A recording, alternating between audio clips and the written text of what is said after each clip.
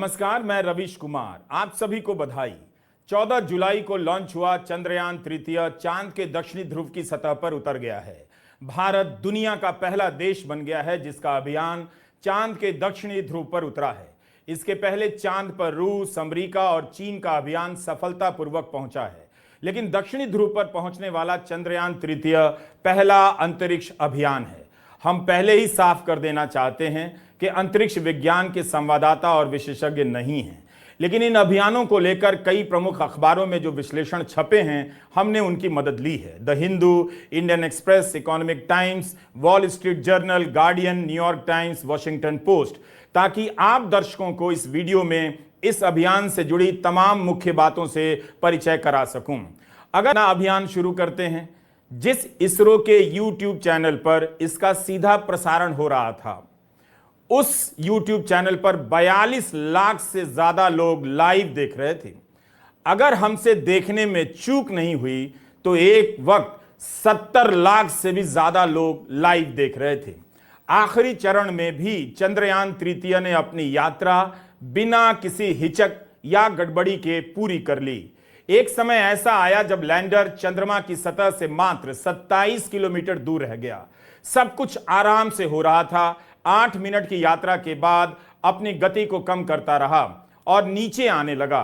इस वक्त पर कमेंटेटर ने बताया कि लैंडिंग में कोई दिक्कत नजर नहीं आ रही है। 27 किलोमीटर की दूरी रह गई थी, उसके बाद 22 किलोमीटर, और इसी तरह सतह से दूरी घटती रही और धड़कनें बढ़ती रहीं कि अब क्या होगा। मगर कमेंटेटर आश्वस्त करता रहा कि सब कुछ सुरक्षित है, मंजिल नजदीक आ गई है। लैंडर केवल 10 किलोमीटर दूर रह गया था। इसी वक्त कमेंटेटर सूचना देता है कि प्रधानमंत्री नरेंद्र मोदी जी सभी का उत्साह वर्धन करने के लिए दक्षिण अफ्रीका से जुड़ गए हैं। अंग्रेजी में भी इसकी घोषणा होती है और वे स्क्रीन पर दिखते हैं। इसके बाद प्रधानमंत्री कई बार स्क्रीन पर आते हैं और लैंडर के साथ साथ दिखाई देने लगते हैं। जब लैंडर चांद की सतह से 600 मीटर दूर था, प्रधानमंत्री स्क्रीन पर आते हैं। जब लैंडर 300 मीटर दूर था, तब प्रधानमंत्री स्क्रीन पर आते हैं। और जब लैंडर चांद की सतह से 65 मीटर दूर रह गया था, तब से लेकर सतह पर उतरने तक प्रधानमंत्री लगातार लैंडर के साथ साथ स्क्रीन पर नजर आते हैं। अच्छा होता प्रधानमंत्री इस घटना के बाद आते, ना कि इस घटना से अपने आप को जोड़ लेते। खैर, लैंड होते ही देश को संबोधित करते हुए उन्होंने कहा कि यह पल अविस्मरणीय है, अभूतपूर्व है और अमृतकाल को भी याद किया। नोट कर लीजिए कि प्रधानमंत्री के बारे में यह सूचना लैंडर के चांद पर उतरने के बराबर महत्वपूर्ण है। लैंड होने के बाद इसरो के चीफ ने 2 पंक्ति कहते हुए प्रधानमंत्री को माइक और कैमरा सौंप दिया। भारत और इसरो की सफलता पर बधाई देते हुए कांग्रेस नेता जयराम रमेश एक वीडियो बयान जारी करते हैं और विक्रम साराभाई को याद करते हुए इसरो का इतिहास बताते हैं। सतीश धवन, ब्रह्म प्रकाश, UR राव जैसे वैज्ञानिकों के योगदान को याद करते हैं।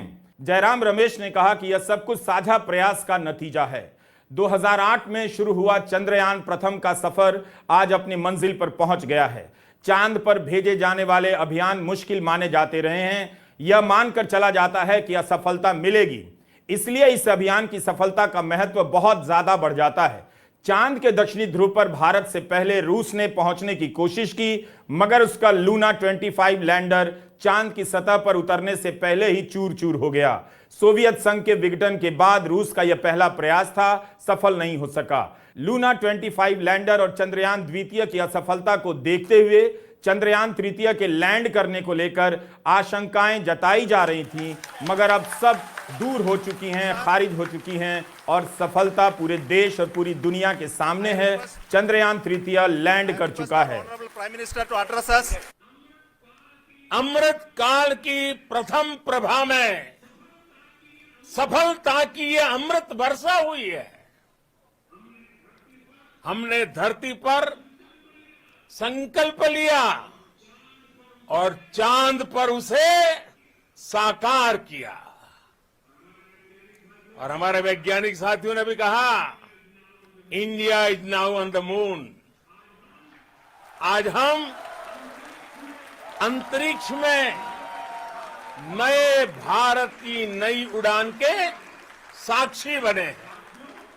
साथियों, मैं इस समय ब्रिक्स समिट में हिस्सा लेने के लिए दक्षिण अफ्रीका में हूं, लेकिन हर देशवासी की तरह मेरा मन चंद्रयान महाअभियान पर भी लगा हुआ था। नया इतिहास बनते ही हर भारतीय जश्न में डूब गया है। हर घर में उत्सव शुरू हो गया है। हृदय से मैं भी अपने देशवासियों के साथ, अपने परिवारजनों के साथ इस उमंग और उल्लास से जुड़ा हुआ हूं। मैं टीम चंद्रयान को, इसरो को और देश के सभी वैज्ञानिकों को जी जान से बहुत बहुत बधाई देता हूं, जिन्होंने इस पल के लिए वर्षों तक इतना परिश्रम किया है। उत्साह, उमंग, आनंद और भावुकता से भरे इस अद्भुत पल के लिए मैं 140 करोड़ देशवासियों को भी कोटि कोटि बधाइयां देता हूं। इसरो की आज की उपलब्धि वाकई में शानदार है, वाकई में बेमिसाल है। 1962 के फरवरी महीने में होमी भाभा और विक्रम साराभाई के दूरदर्शिता के कारण इनकोस्पार की स्थापना की गई। इनकोस्पार यानी कि Indian national committee on space research. और इनमें से जो पहले व्यक्ति शामिल थे, पहले 5-4 व्यक्तियों में से जो शामिल हुए थे इनकोस्पार में, एपीजे अब्दुल कलाम थे। इसके बाद में 1969 में अगस्त के महीने में विक्रम साराभाई, जो हमेशा अंतरिक्ष विज्ञान और अंतरिक्ष अनुसंधान को विकास के दृष्टिकोण से देखा करते थे, उन्होंने इसरो की स्थापना की। 1972 और 1984 के बीच में सतीश धवन आए और उन्होंने, मैं समझता हूं, अद्वितीय नेतृत्व दिखाया। वैज्ञानिक दृष्टिकोण से, तकनीकी दृष्टिकोण से, मैनेजमेंट के दृष्टिकोण से जो योगदान उनका रहा है वो बिल्कुल बेमिसाल योगदान रहा है। उनके साथ ब्रह्म प्रकाश जी भी थे और ब्रह्म प्रकाश हमारे एकमात्र व्यक्ति रहे हैं जिन्होंने हमारे परमाणु ऊर्जा कार्यक्रम और अंतरिक्ष अनुसंधान कार्यक्रम में भी परिवर्तनकारी योगदान रहा है। सतीश धवन के बाद यूआर राव से शुरुआत हुई और कई चेयरमैन आए और उन्होंने अपनी विशेष योगदान दिया इसरो को और हमारे अंतरिक्ष कार्यक्रम को। आज जो हम सफलता देख रहे हैं, ये एक सामूहिक संकल्प, एक सामूहिक कामकाज और जो कहते हैं कलेक्टिव टीम एफर्ट का नतीजा है। ये सिस्टम का नतीजा है, एक व्यक्ति का नहीं है। भारत के मिशन में एक ही रुकावट कही जा रही थी, सूरज की रोशनी की। अगर सूरज की रोशनी सही समय पर नहीं मिलती तो थोड़ा और इंतजार करना पड़ जाता, क्योंकि उसी से लैंडर ऊर्जा लेने वाला था। तब शायद सितंबर महीने तक इंतजार करना पड़ता, लेकिन 23 अगस्त की अनुमानित तारीख को ही चंद्रयान तृतीय लैंड कर गया। इस बार चंद्रयान तृतीय की डिजाइन चंद्रयान द्वितीय की तरह थी, लेकिन इसके पांवों को ज्यादा मजबूत बनाया गया ताकि सतह पर उतरने में मदद मिले। चांद के दक्षिणी ध्रुव की सतह काफी ऊबड़ खाबड़ मानी जाती है, इसलिए ऐसा किया गया। पहले के मिशन चांद की भूमध्य रेखा के आसपास ही भेजे गए। चंद्रयान तृतीय में सौर ऊर्जा के सेल ज्यादा लगाए गए हैं ताकि ऊर्जा की कमी ना हो। इसके सेंसर में भी सुधार किया गया है जिससे ऊंचाई का सही पता लगाया जा सके। अंतरिक्ष यान की गति को तेज करने के लिए सॉफ्टवेयर में भी बदलाव किए गए हैं। चंद्रयान द्वितीय के फेल होने में एक कारण सॉफ्टवेयर की कमी का भी माना गया था। रूस की तुलना में चंद्रयान तृतीय ने बहुत लंबा समय लिया है, 40 दिन का समय लिया, क्योंकि इसका भार, पेलोड बहुत ज्यादा था और ईंधन कम। इसलिए इसने पृथ्वी और चांद के गुरुत्वाकर्षण बल का सहारा लेते हुए दोनों के कई चक्कर काटते हुए सफर तय किया है। इस 21वीं सदी में चांद पर 2 ही अभियान सफलतापूर्वक पहुंचे हैं। सबसे पहले चीन ने कामयाबी हासिल की थी और अब भारत ने। 20वीं सदी में रूस और अमेरिका ने चांद पर उपग्रह भेजकर दुनिया को हैरान कर दिया था। चांद के दक्षिणी ध्रुव पर सफलतापूर्वक अपना मिशन उतारने वाला भारत ही पहला देश बना है। चांद पर पहुंचने वाला भारत अब चौथा देश हो चुका है। 47 साल बाद रूस के पहले मून मिशन लूना 25 लैंडर के फेल हो जाने से पहले इसी साल जापान की एक निजी स्टार्टअप कंपनी का भी मिशन ध्वस्त हो गया। पिछले 4 साल में 3 मिशन भेजे गए, सभी ऑर्बिट में सफलतापूर्वक पहुंच तो गए, चक्कर लगाते रहे, लेकिन सतह पर कोई नहीं उतरा। इनमें भारत, इजराइल, संयुक्त अरब अमीरात और जापान की एक कंपनी भी थी। इस समय भारत के प्रधानमंत्री नरेंद्र मोदी दक्षिण अफ्रीका के जोहानिसबर्ग में हैं। जब चंद्रयान प्रथम लॉन्च हुआ था तब अक्टूबर 2008 में उस समय के प्रधानमंत्री मनमोहन सिंह जापान में थे। चंद्रयान तृतीय के लॉन्च के समय प्रधानमंत्री मोदी पेरिस में थे, इस समय जोहानिसबर्ग में हैं। चंद्रयान प्रथम की सफलता को मनमोहन सिंह ने इस दिशा में पहला कदम बताया था। उसके 1 साल पहले चीन ने अपना अभियान चांद पर भेजा था।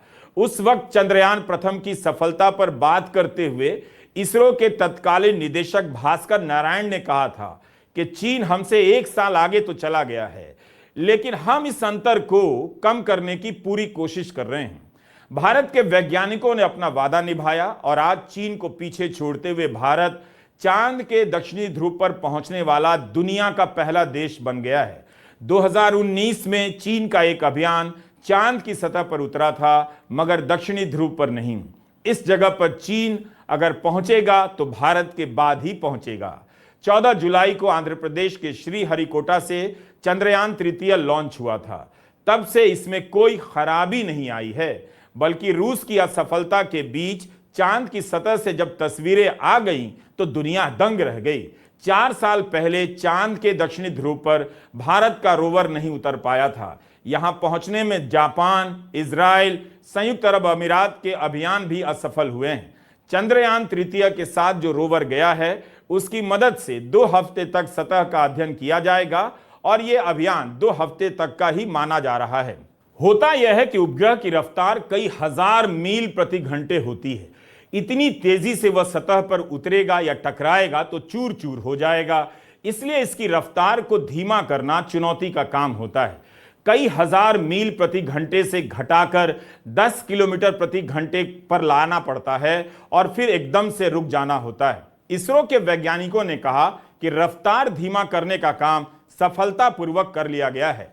चांद पर पृथ्वी की तरह इतनी हवा नहीं है कि गिरती चीज की गति को कम कर दे, जैसे पैराशूट हवा से भरकर धीमा हो जाता है। चांद पर इसके लिए अतिरिक्त ईंधन की जरूरत होती है और इसमें एडजस्टमेंट का स्कोप बहुत कम होता है, क्योंकि ईंधन बहुत कम होता है। चांद पर गुरुत्वाकर्षण भी कम है। आपको ऐसा प्रोपल्शन सिस्टम बनाना होता है जो पृथ्वी के गुरुत्वाकर्षण बल के छठे हिस्से के साथ सही गति से सतह पर उतार दे। यह बहुत ही चुनौती वाला काम है, वैज्ञानिकों के लिए नहीं, मेरे लिए भी, जो इसे हिंदी में बताने का प्रयास कर रहा हूं। मगर भारत ने यह काम कर दिखाया। इसे ऐसे समझिए, आप पृथ्वी पर 100 किलो के हैं तो चांद पर 16.5 किलो के होंगे। इसलिए यान का और ईंधन लगता होगा, क्योंकि चांद की सतह का बल आपकी मदद नहीं कर रहा, आपको अपनी तरफ खींच नहीं रहा।